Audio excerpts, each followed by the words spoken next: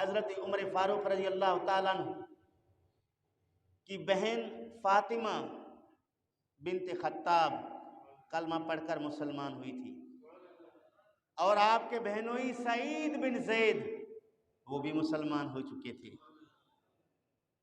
ابو جہل نے یہ اعلان کر دیا اگر کوئی محمد صلی اللہ علیہ وسلم کا سر قلم کرے گا ہم اسے 100 اونٹ انعام دیں گے۔ بعض سیرت نگار یہ لکھتے ہیں کہ اس کام کو سر انجام پہنچانے کے لیے عمر نے کہا کہ میں آج تیار ہوں۔ ابو جہل رشتے میں عمر فاروق کا ماموں لگتے ہیں، رشتے میں کیا لگتے ہیں؟ ماموں لگتے ہیں۔ عمر فاروق ان کے بھانجے ہیں۔ حضرت عمر فاروق رضی اللہ تعالیٰ عنہ نے کہا کہ یہ انعام مجھے دیں، یہ کام میں کر کے آؤں گا۔ تلوار لے کے جب آگے بڑھے اور بڑے غصے سے جا رہے تھے، ایک شخص حضرت نعیم نامی رسول کریم پر کلمہ پڑھ کے مسلمان ہو چکے تھے، لیکن اس کے اسلام قبول کرنے کا پتہ کسی کافر کو نہ تھا، کسی مشرک کو نہ تھا، کسی قریشی کو نہ تھا۔ وہ نعیم حضرت عمر فاروق سے راستے میں مل کر پوچھتا ہے کہ یہ غصے میں لگتا ہے جا رہے ہیں اور تلوار بھی آپ نے میان سے نکالا ہوا ہے، کہاں جا رہے ہیں؟ اس نے کہا میں محمد کا سر قلم کرنے جا رہا ہوں۔ اس نے بڑا فساد پھیلایا، ہمارے برادری میں ایک نئے دین لا کر ہم سب کو پریشان کر دیا ہے۔ عرب کے سرداروں نے، قریش کے سرداروں نے بڑی انعام کا اعلان کیا ہے، میں وہ انعام حاصل کروں گا۔ حضرت نعیم نے کہا کیا آپ محمد عربی صلی اللہ علیہ وسلم کی شہادت کے لیے تلوار لے کے چل پڑے ہیں؟ آپ کو پتہ بھی ہے؟ بولا کیا؟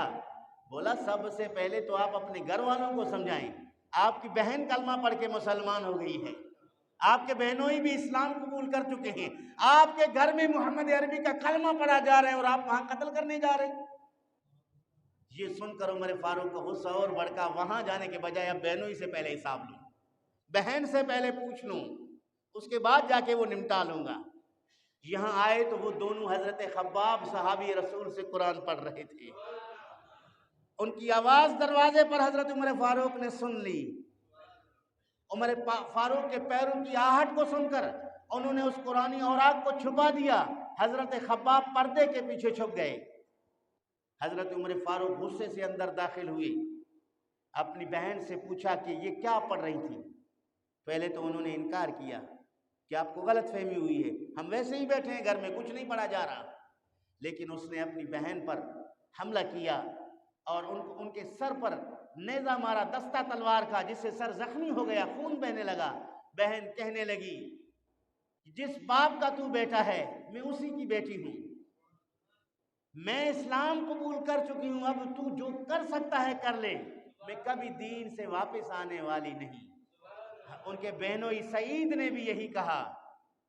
حضرت عمر فاروق نے کہا جو تم پڑھ رہے تھے بھلا وہ تو مجھے دو، میں پڑھ کر دیکھ لوں۔ بہن نے کہا ایسے نہیں، اس کے لیے پہلے پاکیزگی کی ضرورت ہے، آپ غسل کر لیں، اس کے بعد ہم وہ اوراق آپ کے ہاتھ میں دیں گے۔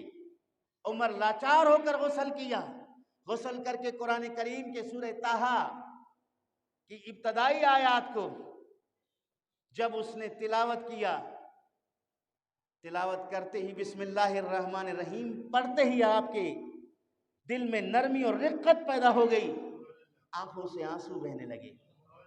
یہ سیرت کے صحابہ کی سیرت پر جتنی کتابیں ہیں، عمر فاروق کی طبیعت جتنی جلال والا ذکر کرتے ہیں، اتنی جلال کی طبیعت رکھنے والے جب بھی قرآن کریم کی آیت سنتے تو آپ کی آنکھوں سے آنسو بہنے لگتے تھے، جب وہ قرآن کریم کی تلاوت کرتے تو رونا شروع کر دیتے تھے، یعنی دل اتنا نرم ہو جاتا تھا موم کی طرح قرآن کی تلاوت پہ۔ پہلے دن سے ہی شروع ہو گیا، تادم شہادت آپ کے ساتھ یہی معاملہ تھا کہ آپ کی آنکھوں سے آنسو بہتا رہتا تھا۔ حضرت عمر فاروق رضی اللہ تعالیٰ عنہ نے وہاں ہی کلمہ پڑھ کے مسلمان ہوا۔ جب کلمہ پڑھ کے مسلمان ہوا تو اب پوچھا اپنے بہنوئی سے اور بہن سے کہ مجھے بتاؤ کہ حضرت محمد صلی اللہ علیہ وسلم اس وقت کہاں ہیں؟ پہلے تو پوچھ رہے تھے، نہیں بتایا جا رہا تھا، اب چونکہ مسلمان ہو گیا ہے اب سوال کر رہا ہے، تو رسول کریم صلی اللہ علیہ وسلم کے بارے میں جب اس نے سوال کیا، اس کی بہن نے کہا کہ جبل ابو قبیس کے قریب حضرت ارقم ابن ابی ارقم کا گھر ہے، جسے دار ارقم کہتے ہیں، آج بھی زائرین اس مقام کی زیارت کرنے جاتے ہیں۔ حرمین شریفین کی زیارت کرتے ہیں تو جبل ابو قبیس پر جا کے وہ دار ارقم کی زیارت کرتے ہیں. اسی دار ارقم میں رسول کریم صلی اللہ علیہ وسلم لوگوں کی نگاہوں سے مخفی ہیں. وہ سیدھے چونکہ مکہ کا رائشی تھے، راستہ کوئی اجنبی نہ تھا، سیدھا چلا آیا. حضرت امیر حمزہ تلوار لے کے دروازے پر بیٹھا ہے، سیکورٹری کے فرائض انجام دے رہا ہے. دیکھا آج عمر آ رہا ہے، تلوار بھی ہاتھ میں. اندر نبی کریم صلی اللہ علیہ وسلم کو اطلاع دی کہ عمر آ رہا ہے، کیا حکم ہے؟ چونکہ اب رسول کریم اگر آرڈر کر دے سر قلم کر دو تو حمزہ رکے گا نہیں، حضور کہہ دے چھوڑ دو تو پھر کچھ کہے گا نہیں. سیکورٹری کا یہی کام ہے نا کہ وہ آنے والا اب کیا کرے. رسول کریم صلی اللہ علیہ وسلم نے کہا کہ اسے روک دو، دروازے پر اسے روک دو، آنے کی وجہ پوچھو. اگر نیک نیتی کے ساتھ آ رہا ہے تو آنے دو، اگر بد نیتی کے ساتھ آ رہا ہے تو اسے گرفتار کر دو. 2 صحابہ کرام اور بھی باہر گئے. حضرت امیر حمزہ رضی اللہ تعالیٰ عنہ نے کھڑے ہو کر جیسے ہی حضرت عمر قریب آئے تو آپ کو ادھر بازو سے تیزی کے ساتھ زبردست پکڑ لیا. ایسا پکڑا کہ عمر فاروق کہتے ہیں کہ مجھے ہلنے کی جرت نہ رہی. اور پوچھا کہاں جا رہے ہو؟ اس نے کہا کہ میں مسلمان ہونے جا رہا ہوں، نبی کی زیارت کرنے جا رہا ہوں، کلمہ پڑھنے جا رہا ہوں، جہنم سے نجات پانے جا رہا ہوں، جنت کی سرٹیفکیٹ لینے جا رہا ہوں. اچھا، ایک طرف حضرت امیر حمزہ نے پکڑا ہوا ہے، دوسری طرف دوسرے صحابی نے پکڑا ہوا ہے، تیسرے نے آپ کے ہاتھ سے تلوار لے لی. اب اس کے پاس اسلحہ بھی نہیں ہے، دونوں طرف صحابہ کے کنٹرول میں ہے. سیدھے رسول کریم صلی اللہ علیہ وسلم کے سامنے آ کر بیٹھتے ہیں، اپنے گھٹنے مصطفیٰ کریم کے گھٹنے کے پاس لگاتے ہیں، حضور کے ساتھ ہاتھ ملاتے ہیں اور نبی کریم صلی اللہ علیہ وسلم پر کلمہ پڑھ کر مسلمان ہوتے ہیں. سیرت کی کتابیں لکھتے ہیں جب عمر فاروق نے کلمہ پڑھا وہاں چند افراد موجود تھے، سب نے اونچی آواز میں نعرہ تکبیر بلند کیا، اللہ اکبر. اور سیرت نگار اللہ سب سے پہلے نعرہ رسول نے اللہ اکبر کا لگایا. حضور کے اتباع میں صحابہ کرام نے بھی تکبیر کی آواز کو بلند کیا. حضرت عمر فاروق مسلمان ہوئے. مسلمان ہونے کے بعد سوال کیا، اللہ کے محبوب ہم حق پر ہیں؟ حضور نے فرمایا اس میں کوئی شک نہیں، آپ کلمہ پڑھ کے مسلمان ہوئے، ہم حق پر ہیں. کہا پھر ادھر کسی گھر میں پناہ لے کر نماز پڑھنے کی کیا ضرورت ہے؟ ہم حق پر ہیں، کسی باطل کی کیا مجال جو ہمیں اللہ کے گھر سے روک دے، کسی باطل کی کیا مجال کہ بیت اللہ شریف میں نماز پڑھنے سے ہمیں روک دے، کسی باطل کی کیا مجال جو ہمیں بیت اللہ کے طواف سے روک دے. رسول کریم صلی اللہ علیہ وسلم نے فرمایا عمر ابھی وقت نہیں ہے، آپ انتظار کریں. لیکن حضرت عمر نے اصرار کیا. دوسرے صحابہ نے بھی آپ کی تائید کی، دوسرے صحابہ نے بھی کہا کہ ہم ٹھیک کہہ رہا ہے عمر، ابھی ہمیں باہر نکلنا چاہیے، ہمیں باہر جا کر بیت اللہ شریف میں نماز پڑھنی چاہیے. اس موقع پر مسلمانوں کی تعداد ہو گئی، مردوں کی تعداد 40 مرد مسلمان ہوئے. 40 کی عدد کی بڑی حکمت ہے. اور اس موقع پر رب ذوالجلال نے قرآن کی آیت نازل فرمائی جو میں نے ابتدا میں تلاوت کی. آیت کا ترجمہ سنا کے میں اپنی تقریر ختم کروں گا. یا ایھا النبی حسبک اللہ، اے نبی اللہ آپ کے لیے کافی ہے. کون کافی ہے؟ اللہ. اللہ کے بعد کسی کی ضرورت ہے؟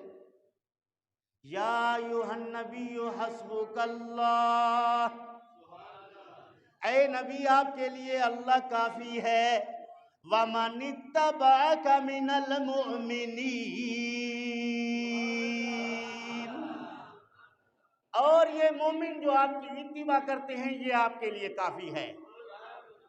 وہ لوگ اپنا عقیدہ درست کریں جو اسٹیکر بنا کر گاڑی اور دکانوں میں لگاتے ہیں اللہ ہی کافی ہے باقی شرک. یہاں تو خود رب کہتا ہے اللہ آپ کو کافی ہے اور مومنوں کی جماعت بھی آپ کو کافی ہے. یہ جو 40 افراد مسلمان ہوئے یہ بہت ہیں آپ کے لیے، کافی ہیں. پتہ چلا کہ اللہ رب العالمین سبب بنا لیتا ہے کسی کے مدد کا. یہ 40 افراد سبب بنے مصطفیٰ کریم کے مدد کے. رب ذوالجلال نے اس کو مصطفیٰ کریم کے لیے کافی قرار دیا. پتہ چلا کہ اللہ رب العالمین کے اللہ کی طرف سے جو مدد ہے وہ ذاتی ہے، باقی جتنے مدد ہیں وہ رب ذوالجلال کے مدد کے مظہر ہیں۔ شرک اور توحید کے عقیدے سے ناآشنا لوگ مسلمانوں کو مشرک کہہ کر فتنہ اور فساد برپا کر رہے ہیں۔ یہاں قرآن نے کہہ دیا یا ایھا النبی حسبک اللہ ومن اتبعک من المؤمنین، آپ کے لیے اللہ اور مومن کافی ہیں۔ اگر میں حدیث پڑھ لیتا تو وہ کہہ دیتے کہ یہ حدیث جو ہے ضعیف ہے، وہ کہہ دیتے کہ یہ حدیث جو ہے موضوع ہے، وہ کہہ دیتے کہ یہ حدیث جو ہے مجہول ہے، وہ کہہ دیتے کہ یہ حدیث جو ہے معلل ہے، یہ کہہ دیتے کہ یہ حدیث جو ہے تدلیس میں ہے، وہ کہہ دیتے کہ یہ جو روایت بیان کیا گیا ہے اس کا حتیٰ پتہ نہیں ہے، وہ کہہ دیتے کہ یہ راوی فلاں کے ساتھ اس کی ملاقات نہیں ہے۔ لیکن یہ تو اللہ کا قرآن ہے، یہاں کیا جرح کرو گے؟ یہاں جرح کی گنجائش ہی نہیں ہے، یہاں شک اور شبہ کی گنجائش ہی نہیں ہے۔ تو عمر فاروق رضی اللہ تعالیٰ عنہ اسلام کی قوت بن گیا۔ اس کی وجہ کیا ہے؟ اس کی وجہ یہ ہے کہ مصطفیٰ کریم صلی اللہ علیہ وسلم نے ایک دن اللہ رب العالمین کی بارگاہ میں نبوت والے ہاتھ اٹھا کر دعا کرنے لگے، یا اللہ عمر ابن خطاب کے ذریعے یا عمر ابن ہشام کے ذریعے اسلام کو عزت عطا فرما، اسلام کو تقویت عطا فرما، اسلام کو غلبہ عطا فرما۔ رب ذوالجلال نے نبی پاک کی اس دعا کو قبول کیا تو عمر فاروق کے حق میں، اس لیے کہتے ہیں عمر فاروق مراد رسول ہے، باقی سب مرید مصطفیٰ ہیں، یہ مراد مصطفیٰ ہے۔ تو عزیزان گرامی، یہ جزوی خصوصیات صحابہ کرام رضوان اللہ تعالیٰ علیہم اجمعین میں پائے جاتے ہیں، لیکن مجموعی طور پر اہل سنت کے عقیدہ کے مطابق ابو بکر صدیق مقام افضلیت پر